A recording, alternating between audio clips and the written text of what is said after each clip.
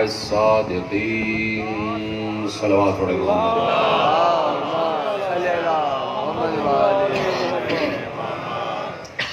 چودہ سو 1442 ہجری کے عشر ماہ اعضاء کی مرکزی امام بارگاہ دھوبی گھاٹ فیصل آباد میں آج چوتھی مجلس میں آپ شریک ہیں۔ 12 صادقین ہمارا موضوع گفتگو ہے۔ پروردگار عالم نے ہمیں یہ توفیق عنایت فرمائی ہے کہ ہم 12 پر گفتگو کرنے کے قابل بھی ہیں اور ان 12 پر یقین کرنے والوں میں بھی ہیں،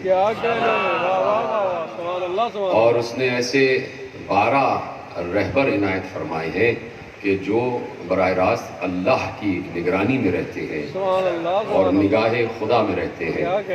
وہ نگاہ خدا میں رہتے ہیں اور ہم ان کی نگاہ میں رہتے ہیں۔ کیا کہہ رہے ہیں؟ سبحان اللہ سبحان اللہ۔ اور وہ چاہتا یہ ہے کہ انہی سے متمسک رہا جائے جن کو ہم نے بھیجا ہے۔ میں مسلسل تقریباً ہر برس یہی کوشش کرتا ہوں کہ باتیں ذہنوں سے مس ہوتی ہوئی دلوں تک پہنچ جائیں اور حافظوں میں محفوظ ہو جائیں اور ادراک اور شعور ان کو قبول کرنے کی منزل پر آ جائے۔ اس لیے دلائل بھی پیش کیے جاتے ہیں، حوالے بھی پیش کیے جاتے ہیں، اور اس کے علاوہ منطق سے بھی بات کی جاتی ہے، لاجیکل بات بھی کی جاتی ہے کہ کچھ چیزیں حوالہ، کچھ چیزیں استدلال نہیں سمجھاتا، کچھ چیزیں عقل سمجھاتی ہے۔ عقل خود بخود ایک ہادی ہے جو اللہ نے انسان کے ظرف ذہن میں رکھا ہوا ہے۔ وہ عقل ہدایت کرتی ہے، عقل تو بتا رہی ہوتی ہے کہ ہاں یہ صحیح ہے، یہ غلط ہے، لیکن جب شیطان کا غلبہ زیادہ ہو جائے تو عقل بھی ادھر ادھر محب ہو جاتی ہے۔ لہٰذا اسی شیطان کے غلبے کو دور کرنے کے لیے ہر سال اللہ نے یہ انتظام کیا ہے کہ بعد غیبت، جب آخری محمد غیبت میں ہو تو کچھ اس محمد کے نمائندے بنتے ہوئے فرش مجلس پہ بیٹھ جائیں اور دوسروں کی عقل پہ لگے ہوئے پردے ہٹاتے جائیں، زنگ کو دھوتے جائیں اور حق کی طرف رہنمائی کرتے جائیں، حق کا راستہ جو ہے وہ بتاتے چلے جائیں۔ تو 12 صادقین کے عنوان سے گفتگو آج چوتھی منزل پر پہنچ گئی، اور چوتھی منزل پر جب گفتگو 12 صادقین کے عنوان سے پہنچ جائے تو پھر عبادتوں کی معراج نظر آتی ہے۔ جملہ محفوظ کہتے ہیں قابل تھا۔ پھر سجدوں کی معراج نظر آتی ہے، پھر شکر خدا بندی نظر آتا ہے، پھر اتنے سجدے اتنے سجدے اتنے سجدے کہ 12 کے 12 ساجدین ہیں، لیکن چوتھا سید الساجدین کہلاتا ہے۔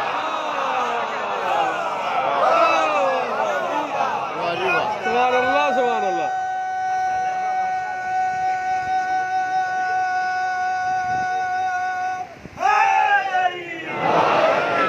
توجہ ہے، ہیں سب کے سب ساجدین، سب کے سب بارگاہ خدا بندی میں سجدہ ریز ہونے والے ہیں، سجدہ کرنے والے ہیں، لیکن ایسے سجدے ہو گئے کہ ایک کو خطاب ملا، یہ ساجدین کا سردار ہے، یہ سید الساجدین ہے، سب کے سب عبادت گزار، ہر لمحہ ہر لحظہ مسلسل عبادت ہے، مسلسل عبادت ہے۔ آنکھیں ہیں تو سب کی عبادت میں مشغول ہیں، لب ہیں تو سب کے عبادت میں مشغول ہیں، سب کے زبان عبادت میں مشغول ہے، سب کے اعضاء و جوارح عبادت میں مشغول ہیں، لیکن جب چوتھی منزل آ جائے تو سب عابدین، یہ زین العابدین، یہ عبادت گزاروں کی زینت ہے، یہ سجدہ گزاروں کا سید ہے۔ تو اب کیوں نہ سید الساجدین کا تذکرہ اس شان سے ہو جائے کہ جس شان سے پروردگار چاہتا ہے اٹھے بیٹھے، اٹھے تو سجدہ، بیٹھے تو سجدہ۔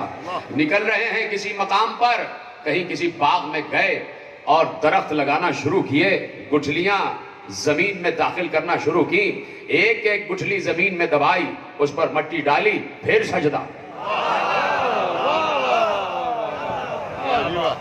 ہر گٹھلی کو زمین میں دبانے کے بعد سجدہ۔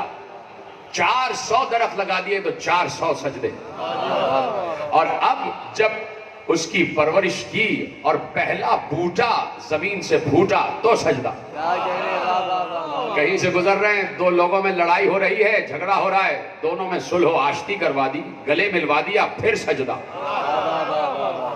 تم قرآن پڑھتے ہو، پورا قرآن پڑھ جاتے ہو، 14 مقامات پر سجدہ واجب ہے۔ سبحان اللہ سبحان اللہ۔ گفتگو شروع ہو چکی ہے، آج کوئی تمہید نہیں ہے، اسی امام پر بات ہے۔ جس کو ذکر سننا ہے وہ میرے ساتھ ویسے ہی رہے کہ جیسے روزانہ آپ ذکر سنتے ہیں۔ آج امام زین العابدین پر بات ہے کہ ہم جب قرآن پڑھیں تو 14 سجدے واجب، 14 سجدے واجب، لیکن جب زین العابدین قرآن پڑھے تو ہر آیت پر سجدہ۔ ایسے ہی سننا ہے میرے امام کا تذکرہ، ہر آیت پر سجدہ، یعنی ہم 14 سجدے کریں اور وہ 6000 سجدے کریں۔ جتنی آیات قرآنی، بسم اللہ الرحمن الرحیم پڑھا سجدہ، الحمدللہ رب العالمین پڑھا سجدہ، ہر آیت پر سجدہ۔ 7 آیتیں سورہ فاتحہ کی تو 7 سجدے، 286 آیتیں سورہ بقرہ کی تو 286 سجدے۔ کوئی لاؤ ایسا سجدہ گزار، کوئی لاؤ ایسا حافظ قرآن، کوئی لاؤ ایسا محافظ قرآن کہ جہاں کائنات کی ہر شے گواہی دے رہی ہو کہ یہی امام ہے، یہی صادق ہے، یہی سچوں کا رہنما ہے، یہی روشن چہرے والوں کا امام ہے۔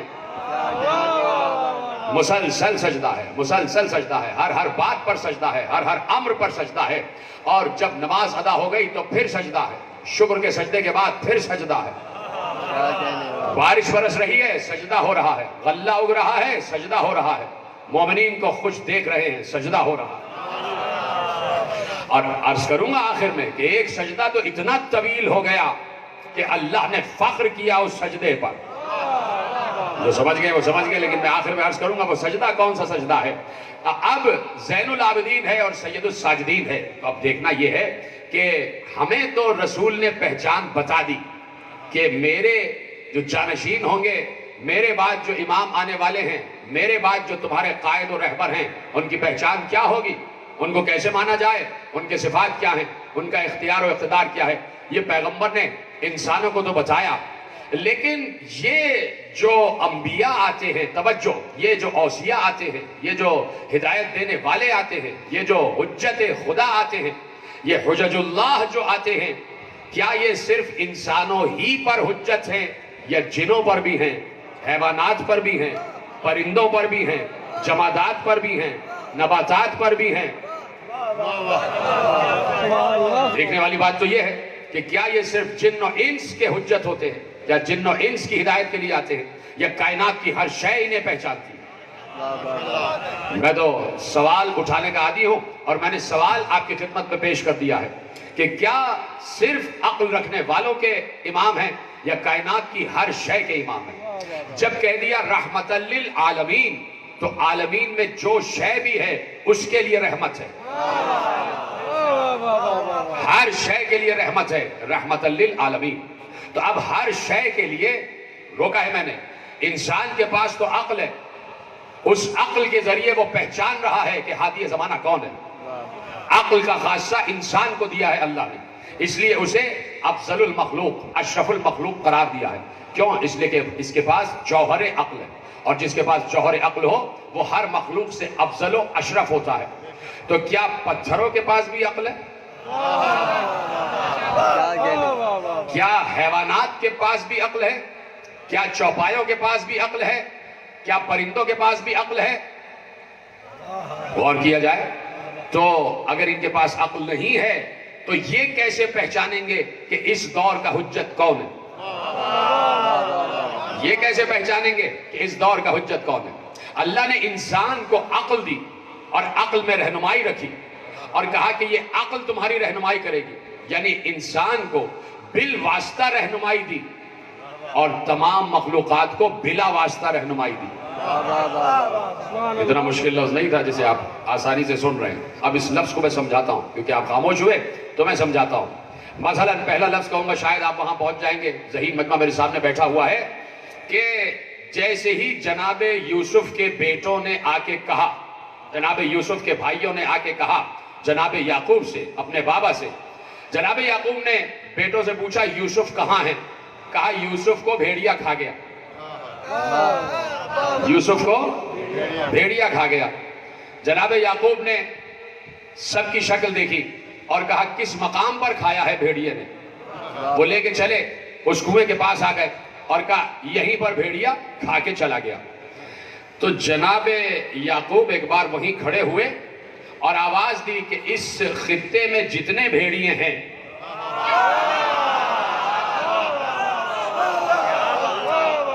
حجت خدا انہیں پکار رہا ہے, وہ حاضر ہو جائیں.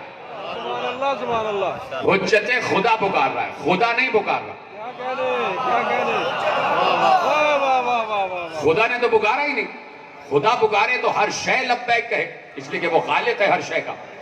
اب خدا نے حجت خدا کو یہ اذن بھی دیا ہے, یہ اختیار بھی دیا ہے اور یہ اجازت دی ہے, اور کائنات کی ہر شے کو یہ شعور دیا ہے کہ جب خدا کا حجت تمہیں پکارے لبیک کہو, لبیک کہو. تو کہا کہ اس خطے میں جتنے بھیڑیے رہتے ہیں حجت خدا انہیں پکار رہا ہے, وہ حاضر ہو جائیں. سارے بھیڑیے آ گئے. ان میں جو بھیڑیوں کا سردار تھا وہ آگے بڑھا, اس نے سلام کیا اس زبان میں جو زبان اس وقت بولی جاتی ہے. وہ قصہ کہانی نہیں سنا رہا ہوں, جیسے آپ روز سنتے ویسے سنیں. اس زبان میں, جس زبان میں اس زمانے میں گفتگو کی جاتی ہے.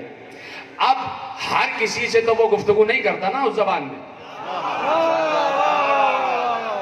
میں تو اسی قسم کی گفتگو کو عادی ہوں تاکہ رک کر باتیں غور کرتے ہوئے تجزیہ کرتے ہوئے آگے بڑھ جائیں. بھیڑیے کی زبان وہ نہیں ہے جس زبان میں اس وقت بول رہا ہے. لیکن غور کریں, اس کی زبان کچھ اور ہے, وہ اپنے جانوروں کی زبان میں بات کرتا ہے. لیکن حجت خدا نے کہا بولو, تو وہ زبان حجت خدا ہی میں بولا. یعنی حجت کو یہ اختیار بھی ہے جب جیسے جس کی زبان میں چاہے تبدیلی پیدا کر دے, جب جیسے جس کی لغت میں چاہے تبدیلی پیدا کر دے. کہا بولو, یہ بتاؤ میرے بیٹے کو تم میں سے کس نے کھایا؟ میرے بیٹے یوسف کو تم میں سے کس نے کھایا ہے؟ ایک بار وہ بھیڑیا گویا ہوا, اس نے کہا یا نبی اللہ, یہ ہے شعور دنیا میں انسانوں سے ہٹ کر تمام مخلوقات کا. یا نبی اللہ, ہم حیوانات پر اللہ نے معصوم کے گوشت اور خون کو حرام قرار دیا.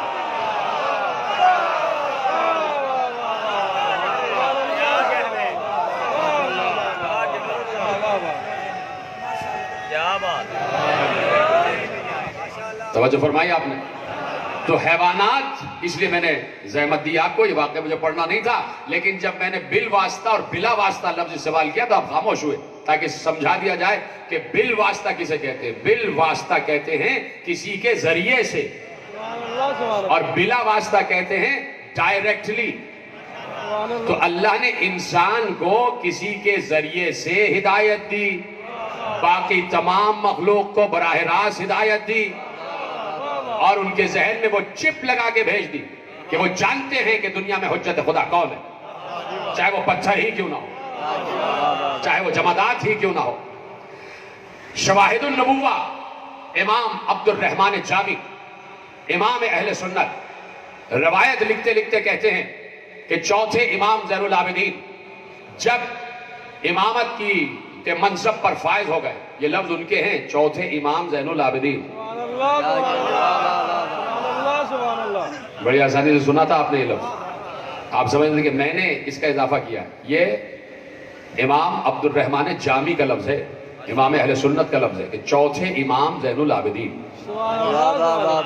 وہ کہتے ہیں کہ جب وہ منصب امامت پر فائز ہوئے تو ان کے چچا محمد حنفیہ نے بھی دعویٰ کیا کہ میں ہوں وارث رسول. ان کے چچا محمد حنفیہ نے دعویٰ کیا کہ میں ہوں وارث رسول. آپ چپ ہو گئے. یہاں اگر دعویٰ کوئی چچا کر رہا ہے یا گھر کا فرد کر رہا ہے تو وہ حکمت کے تحت کر رہا ہے, تاکہ دنیا پر دلیل قائم ہو جائے, تاکہ دنیا کو استدلال مل جائے, تاکہ دنیا کو گواہی مل جائے, اور کہیں پر بھی حجت باقی نہ رہے, کوئی بحث کرنے کی گنجائش ہی نہ ہو. ایک بار جناب محمد حنفیہ نے کہا کہ میں ہوں وارث اس لیے کہ آپ مجھ سے چھوٹے ہیں اور میں آپ سے سن میں بڑا ہوں, تو جو سن میں بڑا ہوگا وہی وارث رسول ہوگا. یہ کوئی پہلی مرتبہ نہیں ہوا تھا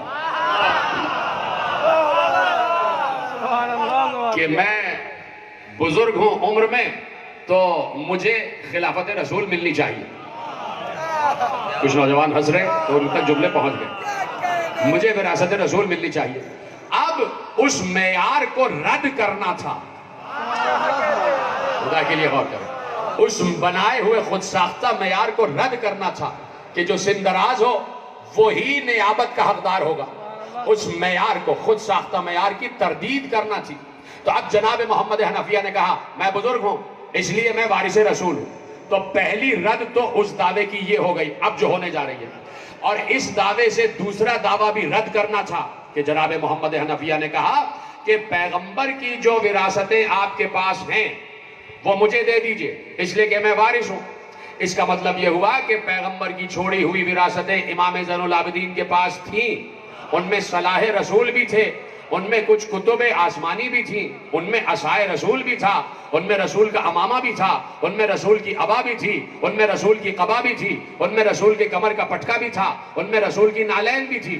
تو کہا جو رسول کی وراثت آپ کے پاس ہے وہ مجھے دے دیجئے. تو دوسرا دعویٰ رد کیا کہ تم نے غلط کہا تھا کہ نبی نہ وارث ہوتا ہے نہ وارث بناتا ہے.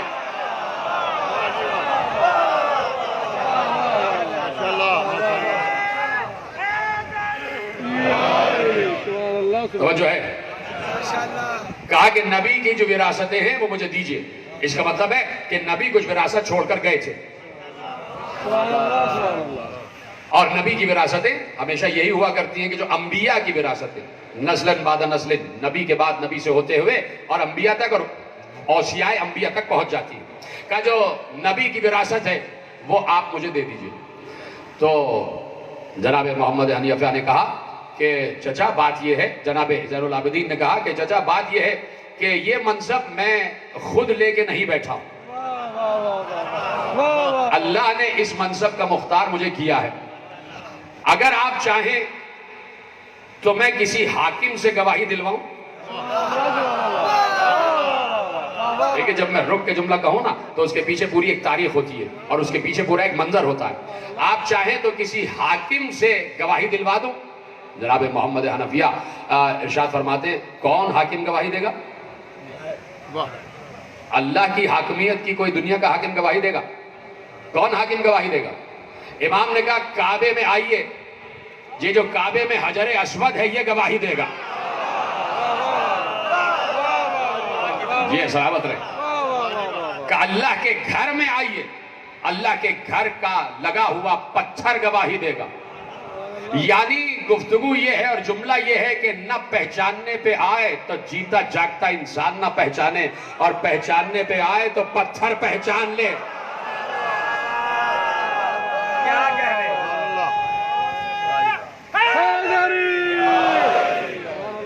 پہچاننے پہ آئے تو پتھر پہچان لے، پتھر پہچان لے. یہ امامت کوئی معمولی عہدہ نہیں ہے. میں نے پچھلے سے پچھلے سال گفتگو میں عرض کیا کہ لفظ امامت قرآن میں ہے، قرآن کا لفظ ہے. یہ لفظ امام قرآنک لفظ ہے، یہ کہیں باہر سے نہیں آیا. جیسے لفظ نبی، لفظ رسول قرآن میں، ویسے ہی لفظ امام بھی قرآن میں ہے. تو اب جب کوئی لفظ ایسا آ جائے جو صراحت کے ساتھ قرآن میں ہو تو گویا اللہ اس پر زور دے رہا ہے کہ یہ لفظ، یہ منصب، یہ اختیار، یہ اقتدار تمہارے اصول زندگی کا حصہ بننا چاہیے. جیسے نبوت کو تم نے اصول بنایا اس لیے کہ قرآن میں بارہا نبوت کا تذکرہ ہے. جیسے توحید کو تم نے اصول بنایا اس لیے کہ توحید پر اسلام کی بنیاد ہے. جیسے لفظ قیامت کو تم نے اصول بنایا اس لیے کہ بار بار آخرت کا تذکرہ قرآن میں موجود ہے. اسی طرح لفظ امام قرآن میں ہے. چپ ہو گیا. دیکھیے صرف ایک بات کروں گا. جب یہ بات آئی نا کہ کل شے، جتنی اشیاء ہیں ہر شے کا علم، جب تمام اشیاء کے علم کی بات آئی، میرے جملے ضائع نہ ہو اور میں بڑی آہستگی سے جملہ کہنے جا رہا ہوں، جو سمجھ جائے گا مجھے بتائے. جب کل شے کے احساء کی بات آئی، احاطے کی بات آئی، تو یہ نہیں کہا کہ ہم نے ہر شے کو رسول میں احساء کر دیا، ہم نے ہر شے کو نبی میں احساء کر دیا. جب بات احساء کی آئی تو کہا کل شیء احصیناہ.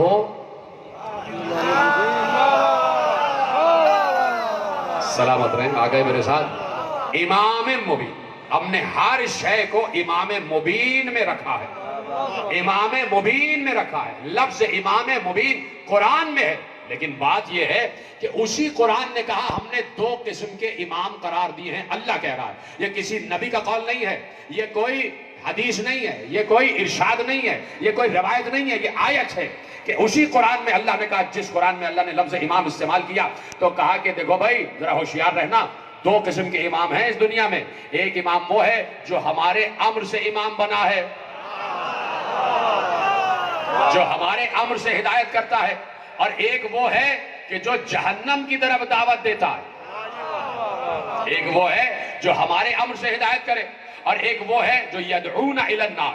ایک امام کا طبقہ وہ ہے کہ یہدون بامرنا، جو ہمارے امر سے ہدایت کرتے ہیں، اور ایک طبقہ امامت وہ ہے کہ یدعون الی النار، کہ جو جہنم کی طرف دعوت دیتے ہیں۔ اب ذرا آپ اپنی عقل کو بروئے کار لاتے ہوئے کہیں مجھے کوئی ایسا امام دکھائیے کہ جو یہ کہے کہ میں امام ہوں، آؤ میرے پیچھے چلو، میں تمہیں جہنم میں لے جاؤں گا۔ کہیں کوئی رہبر، کوئی قائد، کوئی سربراہ، کوئی لیڈر یہ کہتا ہے کہ میری پارٹی جوائن کرو، میں تمہاری زندگی کو جہنم بنا دوں گا؟ کوئی نہیں کہتا۔ سب کہتے ہیں میرے ساتھ چلو، اور سبز باغات دکھاتا ہے، وہ کہتا ہے میں تمہیں فلاح کے راستے پر لے جاؤں گا۔ اور اللہ کیا کہہ رہا ہے کہ کچھ ایسے ہیں جو جہنم کی دعوت دے رہے ہوتے ہیں۔ اس کا کیا مطلب ہے؟ اس کا مطلب یہ ہے، سمجھ جائیں تو بتائیے گا، اس کا مطلب یہ ہے کہ وہ جس راستے کو جنت کا راستہ سمجھ رہے ہیں، یہ اصل میں وہی راستہ جہنم کی طرف لے جاتا ہے۔ کیوں؟ اس لیے کہ ہمارے امر سے ہدایت نہیں کر رہے، ہمارے امر سے ہدایت نہیں کر رہے۔ تو دو قسم کے امام، ایک امام جنت اور ایک جہنم کی طرف دعوت دینے والا امام۔ بات واضح ہو گئی؟ اور اللہ نے امام مبین کا تذکرہ قرآن میں رکھ دیا۔ آپ کی سنی ہوئی روایت آپ کے حوالے کر رہا ہوں۔ ایسے ہی مسجد نبوی کھچاکھچ بھری ہوئی تھی، اور پیغمبر مسجد نبوی کے ممبر پر بیٹھے ہوئے تھے، اور آیت پڑھی کل شیء احصیناہ، امام مبین، پوری آیت آپ جوڑ لیا کریں نا، پوری آیت پیغمبر نے تلاوت کی۔ جیسے ہی لفظ امام مبین آیا، بیچ مجمع میں سے ایک صاحب کھڑے ہو کے پوچھتے ہیں یا رسول اللہ کیا یہ امام مبین توریت ہے؟ رسول اللہ نے کہا نہیں، توریت نہیں ہے، بیٹھ جاؤ۔ دوسرے صاحب کھڑے ہوئے، کہا یا رسول اللہ کیا یہ امام مبین زبور ہے؟ کہا زبور نہیں ہے، بیٹھ جاؤ۔ تیسرے صاحب کھڑے ہوئے، کیا یہ امام مبین انجیل ہے؟ رسول اللہ نے کہا نہیں، انجیل بھی نہیں، بیٹھ جاؤ۔ ایک صاحب اور کھڑے ہوئے، کیا یہ قرآن ہے؟ اس سے پہلے کہ رسول جواب دیتے، سب نے دیکھا کہ مسجد نبوی کے صدر دروازے سے علی داخل ہوئے۔ پیغمبر نے کہا نہ توریت، نہ زبور، نہ انجیل، یہ ہے امام مبین۔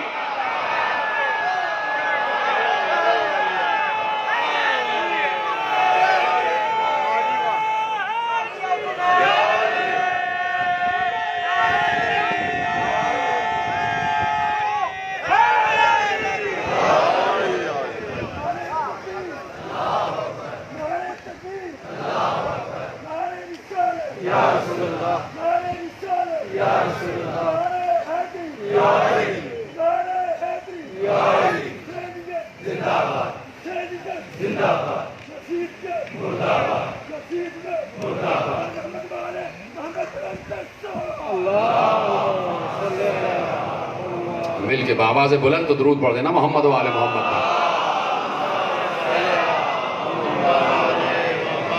توجہ رکھیے گا میری جانب، ہذا امام مبین، یہ ہے امام مبین۔ کون؟ علی۔ سبحان اللہ، سبحان اللہ۔ تو علی جس عہد کا بھی علی ہو، چاہے پہلا علی ہو چاہے چوتھا علی ہو،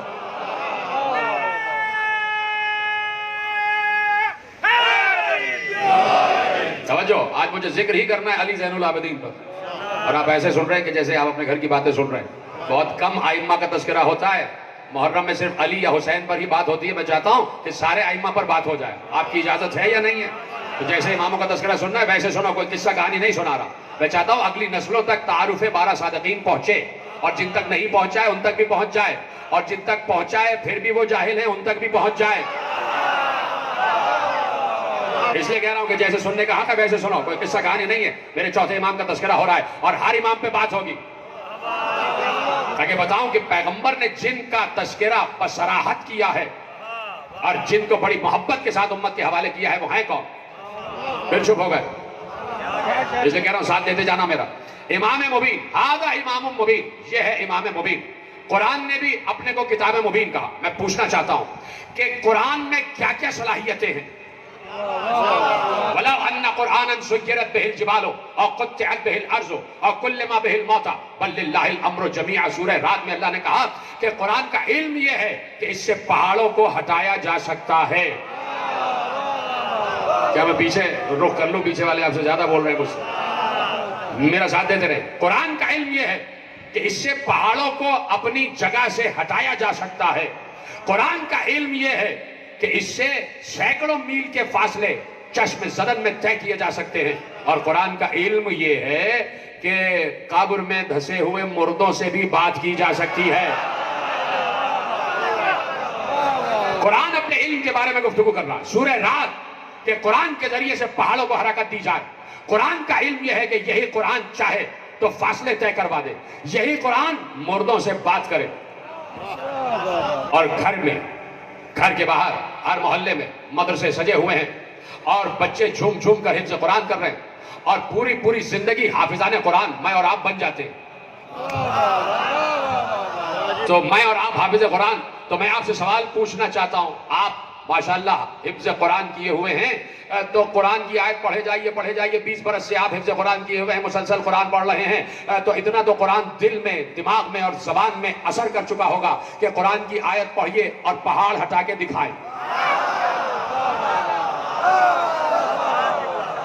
قرآن کی آیت پڑھی جائے اور حج کے موقع پر بغیر جہاز کے مکے پہنچو.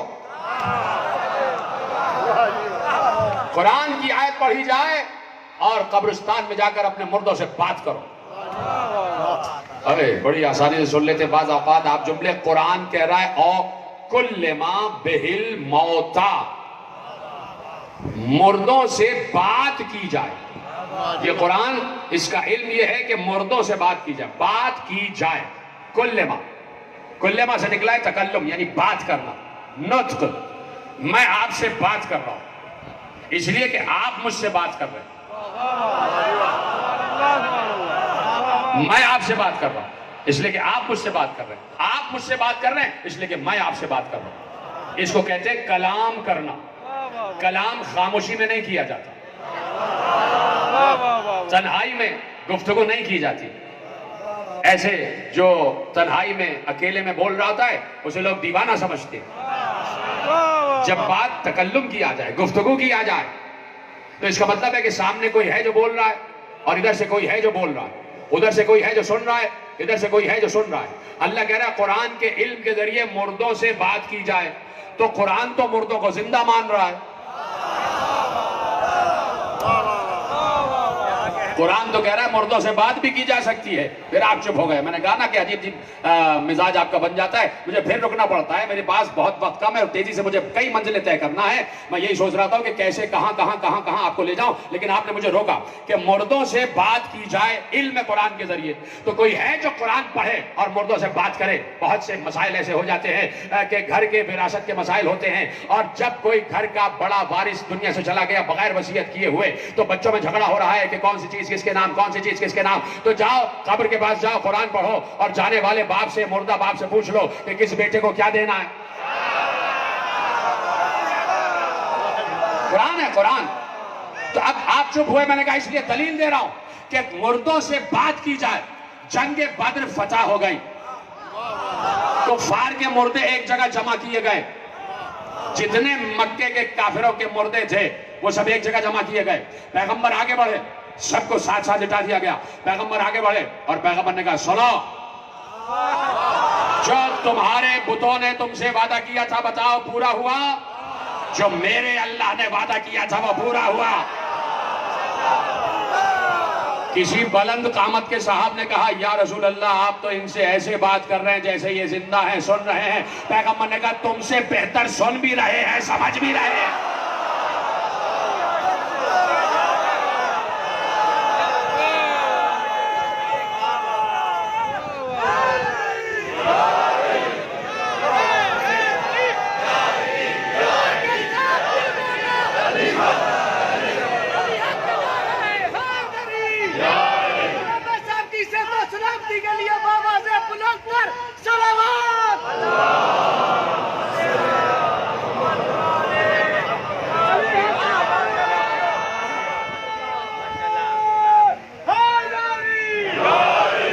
یہ کتاب مبین ہے کہ جس کے ذریعے پہاڑوں کو حرکت دی جائے، جس کے ذریعے مردوں سے بات کی جائے، جس کے ذریعے سے فاصلوں کو طے کیا جائے، یہ کتاب مبین ہے۔ ہر کوئی یہ کام نہیں کر سکتا کہ قرآن پڑھے اور پہاڑ توڑ دے۔ اگر ایسا ہو سکتا ہوتا تو آج مسلمان ملکوں میں ڈائنامائٹ سے پہاڑ نہیں پھاڑے جا رہے ہوتے، قرآن کی آیتیں پڑھی جاتی، پہاڑوں میں راستہ بنا لیا جاتا۔ یہ کتاب مبین ہے کہ کتاب مبین کا علم یہ ہے کہ پہاڑ توڑ دیے جائیں، کتاب مبین کا علم یہ ہے کہ فاصلوں کو طے کیا جائے، کتاب مبین کا علم یہ ہے کہ مردوں سے بات کی جائے۔ ہر کوئی پہاڑ نہیں توڑ سکتا، ہر کوئی فاصلے طے نہیں کر سکتا، ہر کوئی مردوں سے بات نہیں کر سکتا۔ یہ تمام کام وہ کرے کہ جو کتاب مبین کا وارث یعنی امام مبین ہو۔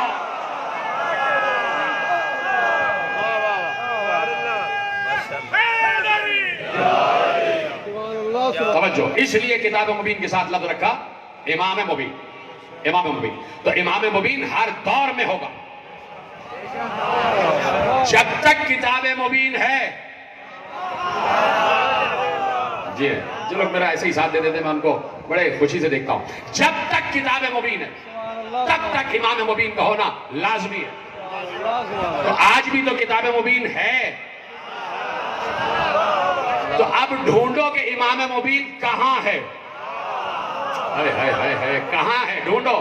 اس لیے کل کسی تقریر میں عرض کر رہا تھا کہ اللہ نے لفظ استعمال کیا ہے ڈھونڈو، فابتغوا، اللہ تک پہنچنے کا وسیلہ ڈھونڈو، تلاش کرو۔ اور تلاش وہی چیز کی جاتی ہے جس کا وجود تو ہو لیکن کہیں کھو گئی ہو، کہیں چھپی ہوئی ہو، کہیں پوشیدہ ہو، کہیں پردے میں ہو، کہیں غیب میں ہو۔ سمجھ رہے نا؟ تو کہا فابتغوا الیہ الوسیلہ، اس تک پہنچنے کا وسیلہ ڈھونڈو۔ تو ہر دور میں جب کتاب مبین ہے تو ہر دور میں امام مبین بھی ہے۔ اس دور میں بھی کتاب مبین ہے تو ڈھونڈو امام مبین کہاں؟ تو وہ امام مبین نہیں جو یہ نہ بتائے کہ میں کہاں ملوں گا۔ بڑا جملہ کہنے جا رہا ہوں، اور فضائل کا جملہ ہے، مصائب کا نہیں، فضائل کا جملہ۔ اور چاہتا ہوں آخری آدمی تک جب بات پہنچائے کم از کم ہاتھ اٹھا کے ذرا سا ضرور بتا دینا کہ وہ امام مبین نہیں۔ بات سنی بھی ہے لیکن دلیل کے طور پر پیش کر رہا ہوں کہ جو یہ نہ بتائے کہ مجھ سے کہاں ملاقات ہو جائے گی، میں تم سے ملوں گا کہاں۔ ایک بار ایک راوی حدیث، امام شہاب الدین زہری آیا، چوتھے امام کے پاس آیا۔ روایت بڑی سنی ہوئی ہے، پہلا لفظ کہوں گا تم سمجھ جاؤ گے کہ میں تمہیں کہاں لے کے آنا چاہ رہا ہوں۔ شہاب الدین زہری امام حدیث، امام زین العابدین کے پاس آیا۔ کہا کیسے آئے؟ کہا بیٹے کی شادی ہے، چاہتا ہوں آپ گھر میں آ جائیں۔ کہا شادی میں جاتے ہی نہیں، اگر بلانا ہے تو مجلس کا فرش بچھا لو، امام مبین آ جائے گا۔ جی ہے، سلامت رہے۔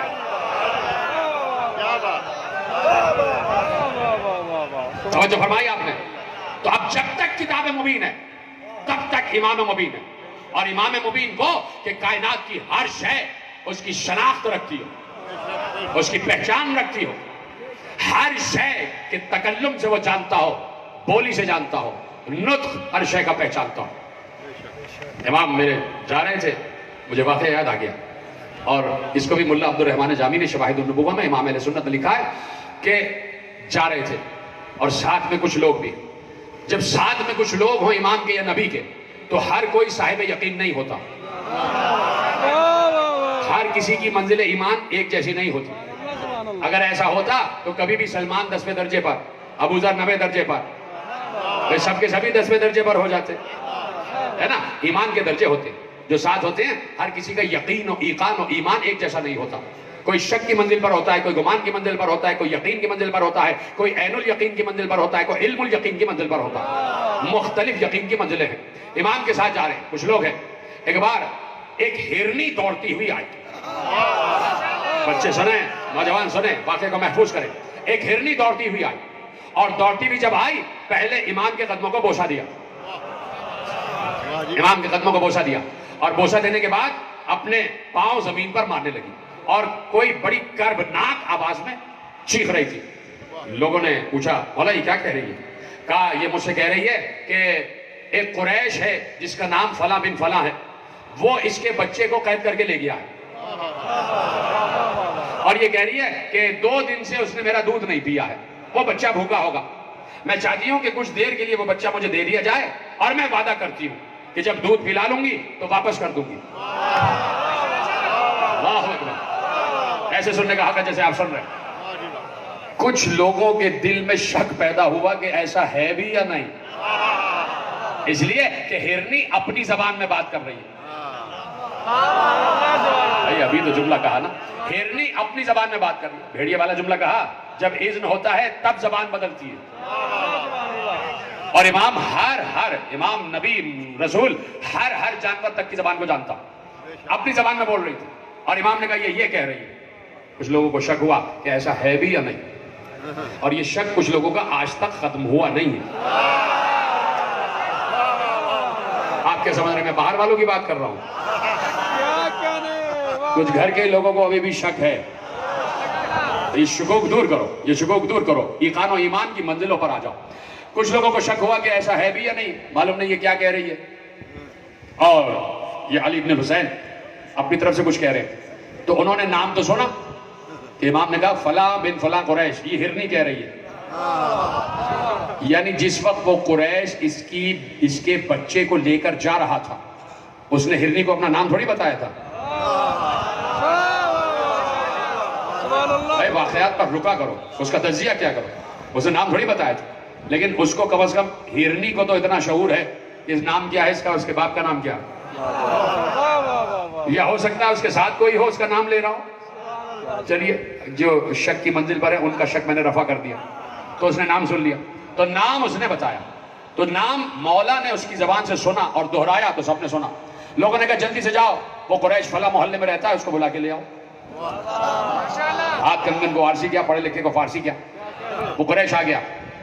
امام نے کہا یہ ہرنی کہہ رہی ہے اس کے بچے کو تم لے آئے تھے اور وہ بچہ 2 دن سے بھوکا ہے، اس نے دودھ نہیں پیا ہے. اس نے کہا مولا ہے تو ایسا ہی، فرزند رسول ہے تو ایسا ہی. کہا میں کہہ رہا ہوں، میں ضمانت دے رہا ہوں، بچے کو لے آؤ، یہ دودھ پلائے گی واپس کر دے گی. وہ گیا، بچے کو لے کے آیا، اس نے دودھ پلا دیا. دودھ پلایا تب وہ چاہتا ہے کہ لے جائے واپس. امام نے کہا کہ میری استدا پہ اس بچے کو اس ہرنی کے ساتھ واپس بھیج دے. ہائے ہائے. اس نے کہا فرزند رسول آپ کا حکم، سر آنکھوں پر. اس بچے کو ہرنی کے ساتھ واپس بھیجا. ہرنی نے ایسے امام کو دیکھا، بچے کو ساتھ لیا، چلی اور کچھ کہتی ہوئی چلی. لوگوں نے کہا کہ مولا یہ کیا کہہ رہی ہے؟ کہا یہ کہتی ہوئی جا رہی ہے کہ میرے مولا پروردگار آپ کو جزائے خیر عطا کرے. ملا جامع نے لکھا واقعہ، جزاک اللہ خیرا جزا، جب بہترین جزا ہے پروردگار آپ کو عطا کرے. توجہ فرما رہے ہیں؟ تو کائنات کی ہر شے پہچانتی ہے کہ اللہ کا مستند و مؤثق نمائندہ کون ہے، اور وہ ایسے نہیں بلکہ کائنات کی ہر شے پر تصرف رکھتا ہے. ہر شے پر تصرف رکھتا. کیوں؟ اس لیے کہ قرآن نے کہا قُلِ اعْمَلُوا فَسَيَرَ اللَّهُ عَمَلَكُمْ وَرَسُولُهُ وَالْمُؤْمِنُونَ. سورہ توبہ. اے نبی ان سے کہیے کہ تم عمل کیے جاؤ، قیامت تک عمل کیے جاؤ، عمل کیے جاؤ، عمل کیے جاؤ. انسانوں سے کہے کہ آپ عمل کیے جاؤ. تمہارے ہر عمل کو 4 سال پہلے اس آیت کا پورا استدلال میں نے پیش کیا. آج وہ نہیں، ایک نیا گوشہ آپ کے حوالے کر رہا ہوں. قُلِ اعْمَلُوا فَسَيَرَ اللَّهُ عَمَلَكُمْ وَرَسُولُهُ وَالْمُؤْمِنُونَ. ان سے کہیے عمل کیے جاؤ. تمہارے ہر عمل کو اللہ بھی دیکھ رہا ہے، اور جیسے اللہ دیکھ رہا ہے ویسے ہی اللہ کا رسول دیکھ رہا ہے، اور جیسے اللہ کا رسول دیکھ رہا ہے ویسے ہی مومنین بھی دیکھ رہے ہیں. آیت آگے. اب ذرا مطلب پوچھئے کہ یہ مومنین کون ہیں؟ یہ مومنین کون ہیں؟ اس دنیا کے ہر انسان کے عمل کو ویسے ہی دیکھ رہے ہیں جیسے اللہ اور اس کا رسول دیکھ رہا. یہ کیا میں اور آپ، کیا یہ تمام مسلمان، کیا یہ عیسائی، یہودی، ان کو تو اپنے گھر کی خبر نہیں ہوتی. ہمیں تو اس وقت یہ خبر نہیں کہ دنیا میں اس پنڈال سے باہر کیا ہو رہا، اور جو اس پنڈال سے باہر ہیں گھروں میں بیٹھے ان کو یہ خبر نہیں کہ یہاں کیا ہو رہا ہے کہ نہیں. اور اللہ کہہ رہا ہے کہ جیسے اللہ دیکھ رہا ہے ویسے ہی رسول دیکھ رہا ہے، اور ویسے ہی مومنین بھی دیکھ رہے ہیں. تو وہ مومنین کون ہیں جو دیکھ رہے ہیں؟ مومنین کون ہیں جو دیکھ رہے ہیں؟ اس کی تفسیر کی معصوم نے کہا جیسے اللہ دیکھ رہا ہے ویسے ہی رسول دیکھ رہا ہے، اور مومنین سے مراد ہر عہد کا امام. وہ ویسے ہی دیکھتا ہے جیسے اللہ اور رسول دیکھتا ہے. وہ عین اللہ ناظرۃ فی الارض ہوتا ہے, اللہ کی زمین پر دیکھتی ہوئی آنکھ ہوتا ہے. اچھا, کسی کو امام پر یقین نہیں ہے, رسول پر تو ہے.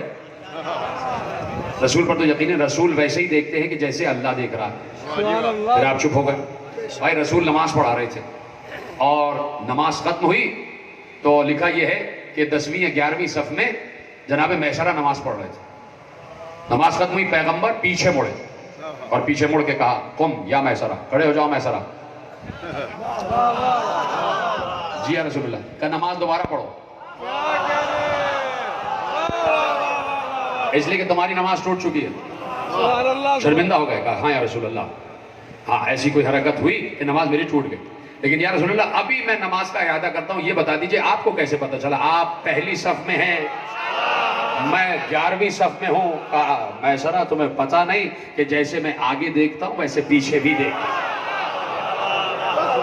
جیسے میں آگے دیکھتا ہوں ویسے پیچھے بھی دیکھتا ہوں. یہ ہے رسول کی نگاہ. تو جب جیسے آگے دیکھتے ہیں ویسے پیچھے دیکھتے ہیں تو ویسے ہی دائیں بائیں بھی تو دیکھتے ہوں گے نا, اور ویسے ہی زمین کی تہوں میں بھی دیکھتے ہوں گے نا, ویسے ہی آسمان تک قاب قوسین تک بھی دیکھتے ہوں گے نا. تو رسول ہے جس کے یہ صفات ہیں, تو اگر وارث آ رہا ہے جی سلامت ہے, تو فخر کیا وارث نے. جس وارث تک وراثت رسول پہنچی فخر کیا, اور عجیب انداز سے فخر کیا. مصائب نہیں ہے, فضائل ہیں. ایک بار زین العابدین دربار شام میں آئے اور شان رسالت سے آ گئے. بھائی رسول کو اگر ہتھکڑیوں بیڑیوں میں قید کر دیا جائے تو یہ ہتھکڑیاں بیڑیاں کچھ نہیں بگاڑتی, وہ پھر بھی کائنات کا مختار رہتا ہے, وہ پھر بھی عالمین کی رحمت رہتا ہے. ایک بار رسول کا چوتھا وارث علی کا پوتا شام سے آیا دربار شام میں, ہاتھوں میں ہتھکڑیاں ہیں, پاؤں میں بیڑیاں ہیں. میں مصائب نہیں پڑھ رہا. اور اب کہا گیا جب باتیں ہو رہی تھی وہاں سے خطبے اور وہاں سے جملے, اور یہ کہ شکر ہے کہ ایسا ہوا اور خدا نے تمہیں قتل کر دیا. ایک بار میرے مولا نے کہا اجازت ہے کہ اس لکڑی کے ڈھیر پر بیٹھ کر میں کچھ کہوں؟ بھائی فضائل کی طرح سنو, یہ جو ممبر تھا کہ اس لکڑی کے ڈھیر پر بیٹھ کر کچھ میں کہوں, یعنی مولا بتا رہے ہیں کہ ممبر تو بس غدیر ہی کا تھا, باقی جو بھی ہے لکڑی کا ڈھیر ہے. کہا اس لکڑی کے ڈھیر پر بیٹھ کر کچھ کہوں. چپ ہو گیا وہ. لوگوں نے کہا نہیں بولنے دے, اسیر ہے, قیدی ہے, کیا کرے گا, بولنے دے جو بولنا چاہتا ہے. میرا مولا بسط شان ممبر پہ آیا, اسی طرح ہتھکڑیوں بیڑیوں میں بندھا ہوا, اور اب آ کے اس آواز میں گفتگو کی ہے جو آواز کبھی مسجد نبوی میں گونجی یا کبھی مسجد کوفہ میں گونجی. جب کبھی مسجد نبوی کے ممبر پر آواز آئی یا کبھی مسجد کوفہ کے سلونی کے ممبر پر آواز آئی, اس آواز میں گونجی اور کہا ایھا الناس اوتینا ستا وفضلنا بسبع, اللہ نے ہمیں 6 اور 7 فضیلتیں عطا کی ہیں. ایسے سن رہے مولا کا خطبہ. میں نے کہا مصائب نہیں ہے, فضائل ہیں, فضائل. اوتینا ستا وفضلنا بسبع, اللہ نے ہمیں 6 فضیلتیں اور 7 فضیلتیں عطا کی ہیں. اوتینا العلم والحلم والفصاحت والسماحت والشجاعت والمحبت فی قلوب المؤمنین, وفضلنا بأن منا نبی المختار محمدا ومنا الصدیق ومنا الطیار ومنا اسد اللہ ومنا اسد رسولہ ومنا سبط هذه الامة. من يعرفني فقد يعرفني ومن لم يعرفني انبعته بحسبي ونسبي. انا ابن مکہ ومنا انا ابن زمزم والصفا. اے بھائی اردو ہی میں بول رہا ہوں, یہ اتنے آسان الفاظ ہیں. مولا کا خطبہ ایسے سن رہے ہو.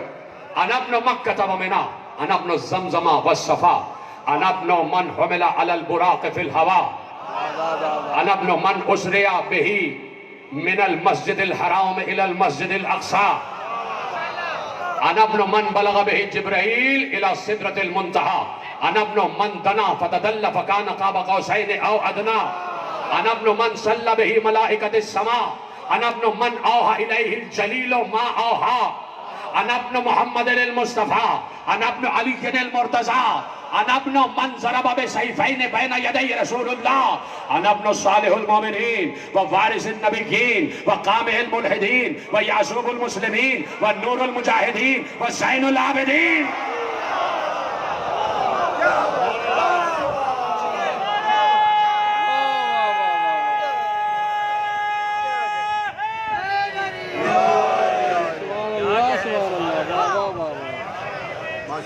ماشاءاللہ جی.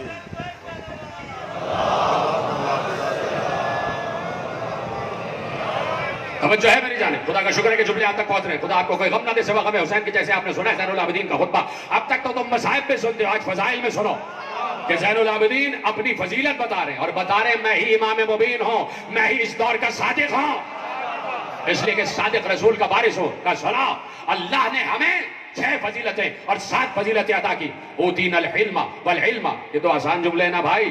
ہمیں علم عطا کیا, ہمیں علم عطا کیا, ہمیں بزرگی عطا کی, ہمیں فصاحت عطا کی, ہمیں شجاعت عطا کی, اور مومنین کے دلوں میں ہماری محبت رکھ دی. سبحان اللہ سبحان اللہ. ہمیں علم, سماحت, فصاحت, شجاعت, مومنین کے قلوب میں ہماری محبت ہے کہ نہیں محبت؟ تو بولو نا کہ محبت ہے. مومن ہو تو بولو کہ مومنوں کے دل میں, قلوب المومنین, مومنوں کے دل میں ہماری محبت رکھی ہے. کہہ سکتے تھے کہ مسلمین کے دل میں بھی, مومنوں کے دل میں ہماری محبت, مومنوں کے دل میں ہماری محبت رکھی ہے. مومنوں کے دل میں کس نے؟ اللہ نے.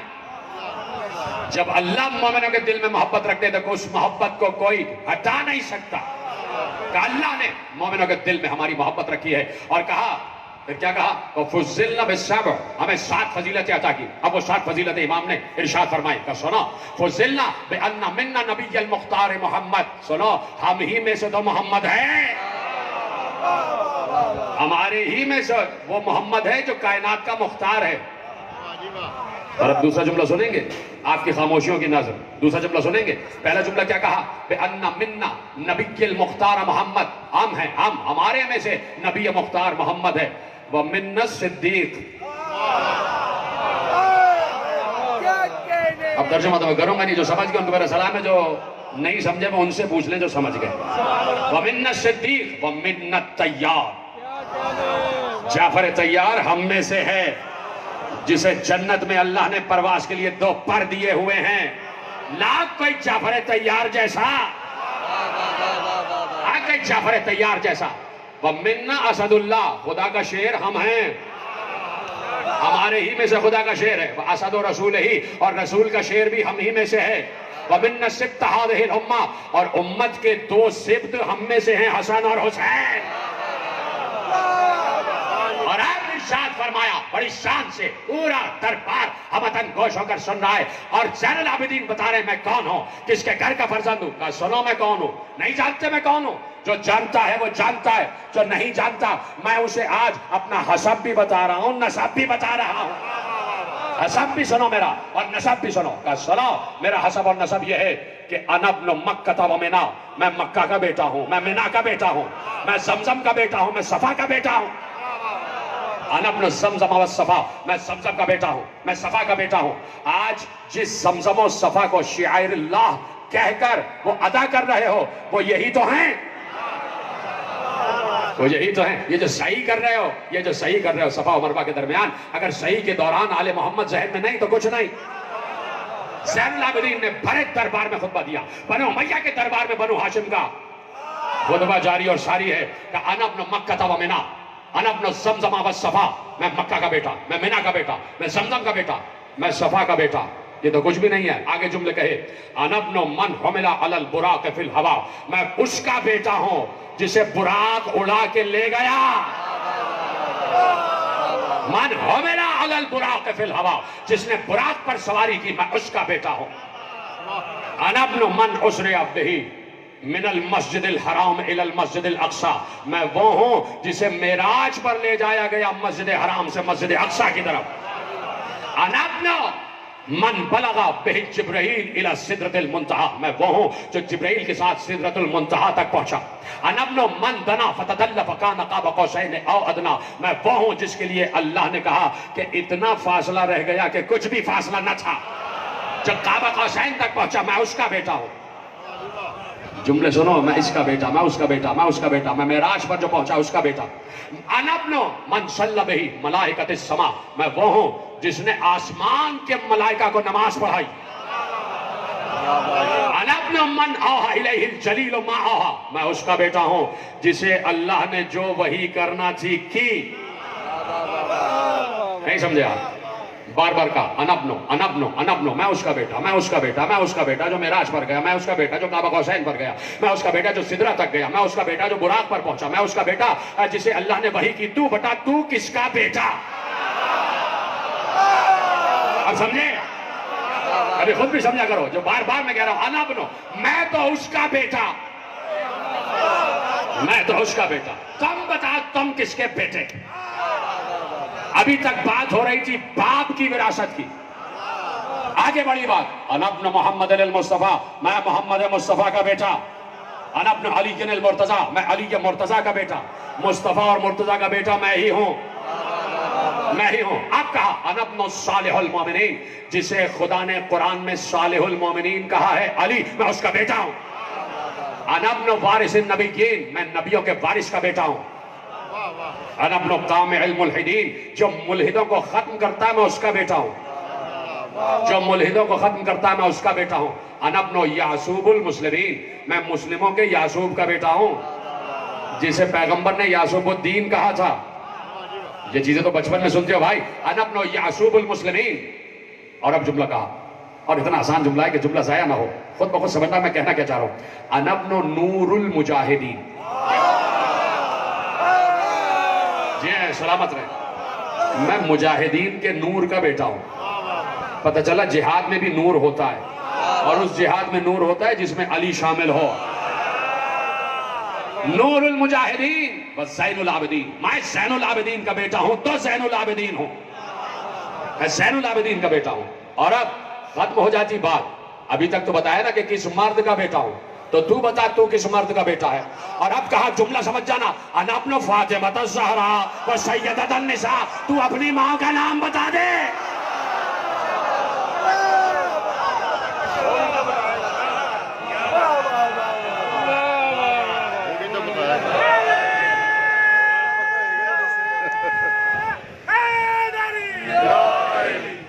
توجہ، بھرت دربار میں خطبہ، اور خطبہ بڑی روانی سے جاری تھا، میں اس کا بیٹا، میں اس کا بیٹا، میں، ہماری یہ فضیلت، ہمارے یہ فضائل، ہمارا یہ اقتدار، ہمارا یہ اختیار، پورا دربار ہمتن گوش ہو کے سن رہا تھا۔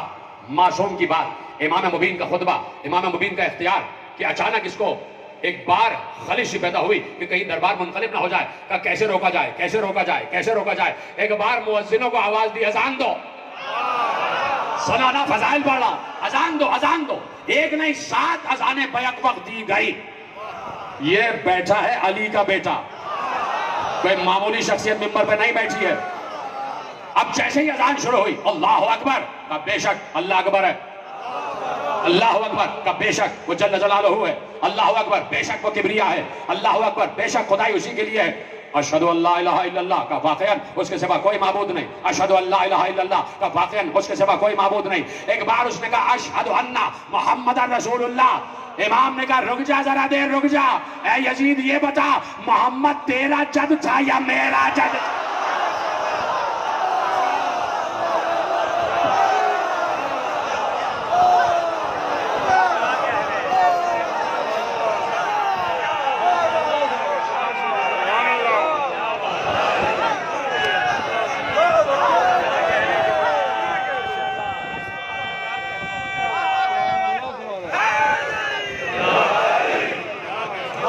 سلامت رہے ہیں آپ، جیسے سنایا تعارف ہو رہا ہے۔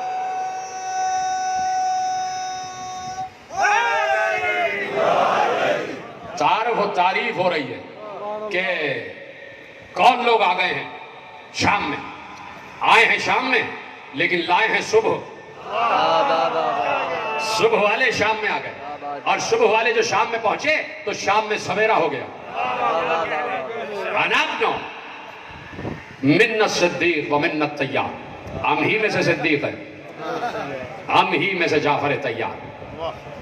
जाफर तैयार हम में से। ज़ैनुल आबिदीन कह रहे हैं कि वो जिसे अल्लाह ने 2 बार इनायत फरमाया और जन्नत में परवास कर रहे हैं, वो हम में से जाफर तैयार। करबला की हर शख्स ने तैयारी की तो जाफर तैयार ने भी तैयारी की। अल्लाह ने जाफर तैयार को अब्दुल्लाह जैसा बेटा और औन जैसा बेटा अता फरमाया।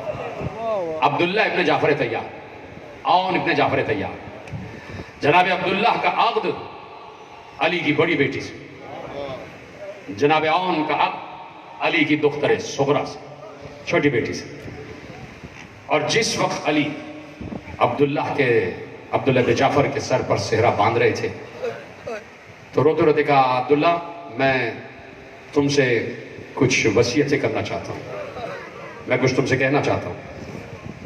जी इरशाद फरमाइए, आप मेरे वक्त के इमाम भी हैं और मेरे चचा भी।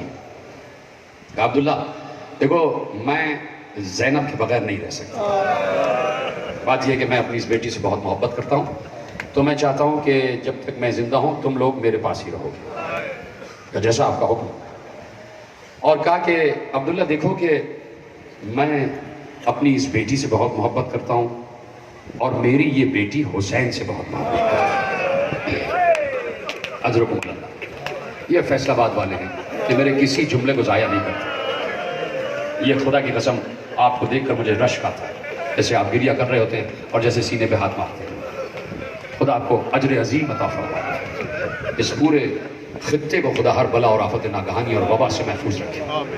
एहतियात ज़रूरी है जो आपने इस वक्त एहतियात की हुई है, और मैं मज़ीद एहतियात आपके लिए यही कह सकता हूँ कि चादर ज़हरा के साए में, अबुल फजल के परचम के साए में, इस मजलिस अज़ा की हवा और फ़ज़ा के साए में, मौला जो भी यहाँ बीमार आया है आपकी सवारी इस वक्त मौजूद है। मैं अर्ज़ यही करूँगा कि मौला इन सबको शिफा, सेहत और तूल हयात दे और इनको इस आई हुई वबा से महफूज फरमाए। जो भी इस वक्त यहाँ मौजूद है, चाहे शिया हो सुन्नी हो, मौला सब पर इनायात जारी रखे। मौला सब पर अपनी तरफ से रहमत और बरकतों का नुज़ूल फरमाए। सबको हर आफत नागहानी से मौला महफूज रखे और ऐसे ही हमारे अहले सुन्नत और अहले तशय्यो का इत्तिहाद और इत्तिफाक मौला बरकरार रहे। ये फ़ज़ा यूं ही साजगार रहे और मौला उन्हें नीज़ तो नाबूद करें जो फ़िज़ा को नाखुशगवार करना चाहते हैं। तो ये आपका खासा है कि मैंने कहा और आपने सुन लिया कि अब्दुल्ला मैं अपनी बेटी से मोहब्बत करता हूँ और ज़ैनब हुसैन से, मेरी बेटी हुसैन के बगैर रह नहीं सकती। दूसरी वसीयत यह है कि कभी कोई मरहला ऐसा आए कि हुसैन को मदीना छोड़ के जाना पड़े तो ज़ैनब को रोकना नहीं। अजरकुम अल्लाह, अजरकुम अल्लाह। तो मेरी बेटी को जाने देना, जो हुक्म मेरे आका को। हो गई वसीयतें, शेरा बन गया और उसके बाद अली हैं और ज़ैनब का दीदार है, करबला की तैयारी है। अब्दुल्लाह को 2 बेटे अल्लाह ने इनायत फरमा दी, एक का नाम औन, एक का नाम मोहम्मद। खुश हो गई ज़ैनब भी, खुश हो गए अब्दुल्ला, इसलिए कि दोनों देख रहे थे कि घर में करबला के लिए सब ने अल्लाह से कुछ ना कुछ मांगा है। हमें अल्लाह ने 2 कुर्बानियाँ दे दी, एक औन एक मोहम्मद, 2 कुर्बानियाँ हमें दे दी। खुश हो गए, परवान चढ़ने लगे बच्चे, 9 और 10 बरस के सिन तक पहुँच गए। वक्त वो आ गया कि 28 रजब आ गई। हुसैन को मदीना छोड़ना था, कहा बहन मदीना रहने के काबिल न रहा, इसलिए कि हुर्मत हरम रसूल पर बात आ रही है। अगर यहाँ रुका तो ये लोग हरम रसूल के तकद्दुस को भी पामाल कर देंगे, ये लोग कब्र रसूल तक पहुँच जाएंगे। और दुनिया गवाह है कि ऐसा हुआ। वाक़े हर्रा जब हुआ है, जब मक्के पे और मदीने पे हमला किया है यजीद ने, तो पूरे मक्के और मदीने को उजाड़ दिया था, यहाँ तक कि काबतुल्लाह के गिलाफ को भी जला दिया गया था। और जब मदीने में दाखिल हुए हैं तो बेहुरमती की गई, घरों की भी और घर के रहने वालों की भी। इससे आगे मैं जुमला नहीं कह सकता, बेहुरमती की गई। तो हुसैन की निगाह देख रही थी कि ऐसा ना हो कि मैं यहाँ हूँ और ये वाक़या जब का होने वाला अब हो जाए। कहा हमें हुर्मत हरम रसूल का पास करना है, चल दिए। इसी तरह काबे जब पहुँचे थे तो हज को उम्रे से बदला था कि वहाँ हुर्मत हरम रसूल है या हुर्मत हरम खुदा है, कि हुर्मत हरम खुदा भी बाकी रहे। जाने लगे, इजाज़त लेके आ गई اپنے سرتاج سے، عبداللہ میرا بھائی جا رہا ہے اور شرعاً آپ سے پوچھنا مجھ پر واجب ہے۔ کہا کہ مجھ سے میرے مولا علی نے پہلے ہی کہہ دیا تھا، میں کون ہوتا ہوں روکنے والا، امام وقت کا حکم ہے تو میں اس پر کوئی مناہی نہیں کروں گا، آپ کو اجازت ہے۔ خوش ہو گئی زینب، آ گئی، کہا بھیا میں تیار ہوں جانے کے۔ قافلہ چل پڑا۔ ابھی چند قدم نہیں آگے بڑھے تھے کہ کنیزوں نے آ کے کہا کہ بی بی آپ کچھ دیر رکیے، اس لیے کہ عبداللہ آ رہے ہیں، عبداللہ ابن جعفر آ رہے ہیں۔ بی بی نے اپنے سینے پہ دھڑکتے ہوئے دل پہ ہاتھ رکھا کہ کیوں آ رہے ہیں، کہیں ایسا تو نہیں کہ ارادہ عبداللہ کا بدل گیا ہو، کہیں ایسا تو نہیں کہ عبداللہ مجھے روک دیں گے۔ بی بی قناتے لگی، ہماری بٹھائی گئی، بی بی باہر آئی۔ کیسے آنا ہوا؟ ابھی آپ نے اجازت دے دی تھی۔ کہا کہ بنت علی میں سمجھ رہا ہوں کہ آپ کے دل میں کیا خدشہ ہے، میں نے آپ کو روکا نہیں ہے، روکنے کے لیے نہیں آیا۔ کہا پھر عبداللہ کس لیے آئے؟ اپنے پشت پر ہاتھ ڈالا، ایک طرف سے اون کو، ایک طرف سے محمد۔ کہا کہ بنت علی کربلا میں جس دن قربانیاں ہوں گی، مجھے میرے مولا نے جہاد سے روک دیا ہے تو حکم مولا کے تحت میں تو نہیں جا سکتا۔ جس دن قربانیوں کا وقت آ جائے، اون کو میری طرف سے، محمد کو اپنی طرف سے، اون کو میری طرف سے، محمد کو اپنی طرف سے۔ ایک بار چیخ کے زینب کہتی ہیں عبداللہ خدا تمہیں خوش رکھے، آپ نے مجھے اماں زہرا کے سامنے سرخرو کر دیا، خوشی خوشی بچوں کے رخسار پر پیار کیا، سامان بچوں کا رکھوایا گیا اور بچے بھی ساتھ چلے۔ ان بچوں کی تربیت کی ہے زینب نے کربلا کے لیے۔ جب بچے رات کو سوتے تھے تو کوئی اور لوری نہیں سناتی تھی، بس بتاتی تھی کہ بیٹا تمہیں پتہ ہے تمہارے دادا جعفر طیار نے موتا میں کیسے جنگ کی ہے، بیٹا تمہیں معلوم ہے تمہارے نانا حیدر کرار نے خیبر و خندق کو کیسے فتح کیا ہے۔ یہ تیاری تھی اور محمد کی کہ کربلا میں جنگ کیسے کرنا ہے، جنگ کیسے کرنا ہے۔ ختم ہو گئی بات۔ جیسے ہی اصحاب کے لاشیں آ چکے اور اب گھر والوں کی باری آئی تو جیسی کچھ لاشیں آتے گئے، بار بار زینب پریشان ہو کے کہتی تھی فضہ ذرا میرے بچوں کو بلا کے لاؤ۔ اون اور محمد آ جاتے، زینب دونوں کے سر پر پیار کر کے کہتی بیٹا انتظار کس بات کا ہے، اپنی جان میرے بھائی پر سے قربان کب کرو گے؟ دونوں ماں کا ہاتھ چوم کر کہتے ہیں اماں بار بار جاتے ہیں، اور ماموں سینے سے لگا کے کہتے ہیں ابھی رک جاؤ، ابھی رک جاؤ، تم میری بہن کی یادگار ہو۔ ایک بار زینب نے کہا کہ فضہ ذرا میرے بھائی کو بلا کے لے آؤ۔ حسین خیمہ زینب میں آ گئے، کہا بھیا میں نے ان کو قربانی ہی کے لیے تو پالا ہے، بھیا انہیں جانے دو۔ حسین نے روتے ہوئے کہا زینب چند لمحوں کا مہمان میں رہ گیا ہوں، اس سے پہلے میں ان دونوں کا غم دیکھنا نہیں چاہتا، ان دونوں کا میں درد، ان دونوں کے لاشیں نہیں دیکھنا چاہتا۔ پتہ ہے زینب نے کیا جواب دیا؟ کہا بھیا تو تمہارے بعد یہ جی کر بھی کیا کریں گے، اجرکم اللہ، تمہارے بعد یہ جی کر بھی کیا کریں گے، کیا گریہ کر رہے ہو، خدا کی قسم یہی گریہ کرنے کا حق ہے۔ بس مجھے دو جملے کہنے کی اجازت دے دینا، وقت باقاً بہت ہوتا۔ چلے گئے حسین۔ اب زینب سوچ رہی ہے کیا کرے، کیسے اجازت دلوائیں۔ ایک اور لاش مقتل میں آ گئی، حسین لاش کو مقتل میں لٹا کے آ کے اپنے خیمے میں آ گئے۔ اب زینب نے اون کا ہاتھ پکڑا، محمد کا ہاتھ پکڑا، جدھر حسین بیٹھے ہوئے تھے اس خیمے میں آئیں۔ کچھ اب حسین سے کہا نہیں، کچھ نہیں کہا، بس اپنی گریہ کی آوازیں بلند کرو، آخری جملے کہنے جا رہا ہوں، کچھ حسین سے کہا نہیں۔ اون و محمد کا ہاتھ پکڑا اور حسین کا طواف شروع کیا، حسین کا طواف شروع کیا، 7 طواف حسین کے کیے۔ حسین بار بار دیکھتے تھے بہن کیا کر رہی ہو، بہن کیا کر رہی ہو۔ جب 7واں چکر مکمل ہوا تو زینب نے رک کر کہا بھیا میں نے اماں سے سنا ہے کہ جب کوئی مصیبت آتی ہے تو صدقہ دینے سے مصیبت دفع ہو جاتی ہے، اے بھیا تم پر اس سے بڑی مصیبت کیا ہوگی، اون و محمد کو میں نے تم پر سے صدقہ کر دیا، اور اے بھیا میں نے اماں سے سنا ہے کہ صدقے کو زیادہ دیر گھر میں نہیں رکھا جاتا۔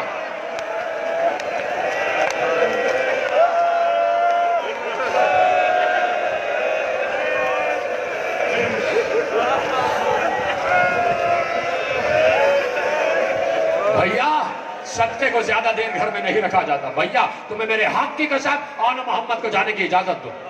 بہن نے حق کی قسم دی. بھائی رک نہ سکا, بھائی منع نہ کر سکا. کہا ایک ہی بار بار کلمہ کہتے تھے, کلمہ استرجاع انا للہ و انا الیہ راجعون. عباس آ گئے, خود حسین بھی آ گئے, اور جس خیمے میں آن محمد کو تیار کیا جا رہا تھا وہ خیمہ بیویوں سے بھر گیا کہ زینب کے راج دلارے جا رہے ہیں, زینب کی آنکھوں کے تارے جا رہے ہیں, زینب کے بچے جا رہے ہیں. تمام بیویاں آ گئی, گھیر لیا. پورے خیمے میں بیویوں کا غل شروع ہو گیا. ایک نعرہ گریہ تھا جو بلند ہو رہا تھا, اور حسین اور عباس آن محمد کے کمر میں تلواریں لگا رہے تھے. چھوٹے چھوٹے نیچے بچوں کو دے دیے گئے. خود آن محمد کو عباس اور حسین نے سوار کرایا. عباس بسط شان اپنے شاگردوں کو دیکھ رہے تھے کہ جنہیں میں نے فنون جنگ سکھائے, آج وہ جا رہے ہیں جنگ کرنے کے لیے. دو بھائیوں نے دو بھائیوں کو تیار کر کے میدان جنگ میں بھیج دیا.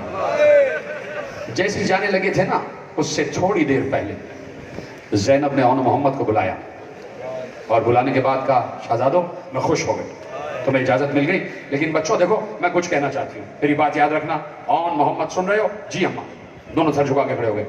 بیٹے دیکھو, بات یہ ہے کہ تم جانتے ہو نا کہ میں نے تمہیں لوریاں سنائی ہیں, تم حیدر کرار کے نواسے ہو, جعفر طیار کے پوتے ہو, تو بیٹے جب میدان میں جانا تو موتا کی اور خیبر کی یاد دلا دینا. کوئی ماں ہوگی ایسی؟ مجھے بتاؤ بیٹے, جب خیبر میں جانا, جب میدان جنگ میں جانا تو خیبر و خندق اور موتا کی یاد دلا دینا. دونوں بچوں کے بازوؤں کی مچھلیاں پھڑک رہی تھی. جی اماں ہمیں جانے تو دیجئے. اور اب زینب نے کہا, سنو بیٹا ایک بات اور ہے, دیکھو فرات کے قریب بھی نہ جانا, پانی کو آنکھ اٹھا کے بھی نہ دیکھنا, اس لیے کہ شہزادو تمہیں پتا ہے نا سکینہ پیاسی, علی اصغر پیاسا ہے. زینب کو پتا تھا کہ حیدر کرار کے نواسے جعفر طیار کے پوتے ہیں, دریا پہ قبضہ کر لیں گے. پتا تھا زینب کو, یہ تھا زینب کا اعتماد. کہ بیٹے پانی کو آنکھ اٹھا کے نہ دیکھنا, اور میں ناراض ہو جاؤں گی اگر تم پانی کے قریب گئے, ناراض ہو جاؤں گی. اس لیے کہ زینب کہہ رہی ہیں کہ سکینہ اور علی اصغر پیاسا. جی اماں جیسا آپ کا حکم. اور کہا دیکھو بیٹے ایک اور بات سن لو, میں اس کو انعام دوں گی جو عمر سعد کے خیمے تک پہنچ جائے, جو ہمارے ساتھ کا سر لا کے دے گا, میں اس سے خوش ہو جاؤں. یہ زینب کی تیاریاں ہیں. یہ پسے پردہ میری مائیں بہنیں بیٹھی ہیں, مائیں ہیں نا مائیں, مائیں جب بچوں کو تیار کرتی ہیں تو دعا کرتی ہیں, پروردگار میرے بچے پر کوئی بلا نہ آئے, میرے بچے کو ہر اذیت سے محفوظ رکھنا. لیکن یہ آن محمد کی ماں ہے. جاتے جاتے جب آن محمد جانے لگے, تمہیں پتا ہے ایک بار زینب نے ہاتھ اٹھا کے کہا, پروردگار میرے بچے قربانی کے لیے جا رہے ہیں, ان قربانیوں کو قبول کر لینا. بارلا میں اپنے بچوں کے لاشیں دیکھنا چاہتی ہوں. سلام ہو کربلا کی ماں پر, سلام ہو بی بی زینب پر. شہزادے چلے, میدان جنگ میں چلے گئے. ادھر جب جنگ کے لیے گئے تو حسین اور عباس خیمہ کے باہر آ گئے, اور دونوں بچوں کی جنگ دیکھ رہے ہیں. دونوں بچے جب آگے بڑھے آپس میں باتیں کر رہے ہیں. آن اور محمد, بھیا تم پر حملہ ہوگا میں تمہیں بچاؤں گا, مجھ پر ہو تم بچانا. اور دیکھو ہم جب فوجوں کے دل میں دھس جائیں تو تم رکابوں پہ بلند ہو کے بتاتے رہنے گے ہم ایک دوسرے کو کہ ہم زندہ ہیں, ہم زندہ ہیں. دونوں نے جنگ کی پلاننگ کی, آگے بڑھ گئے, حملہ کیا. کسی نے میسرے کسی نے میمنے پر, دھستے چلے گئے. جعفر طیار اور حیدر کرار کے وارث جنگ کے دل میں دھستے چلے گئے, سروں کو اڑاتے چلے گئے, کشتوں کے پشتے لگاتے چلے گئے. لیکن ایک بار چاروں طرف سے حملہ ہوا. اب سمجھ میں آیا کتنی بڑی تعداد میں فوج آئی تھی.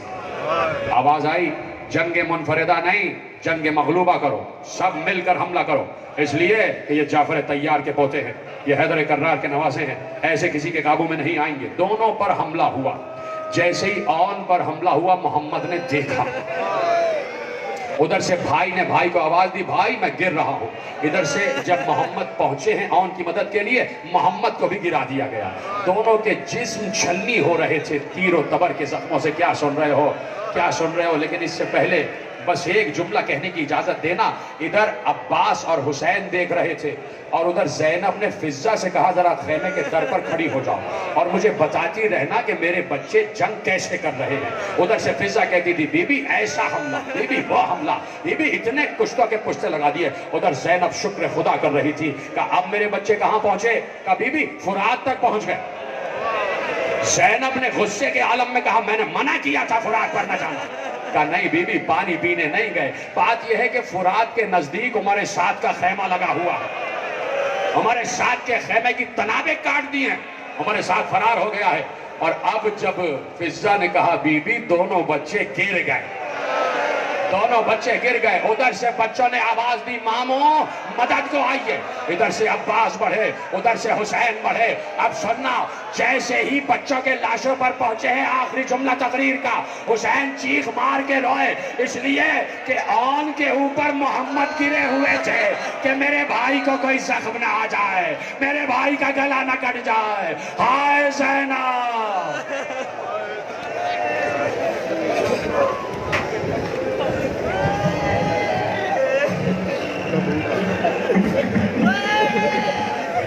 یا حسین یا حسین یا حسین یا حسین یا حسین یا حسین یا حسین یا حسین یا حسین یا حسین یا حسین یا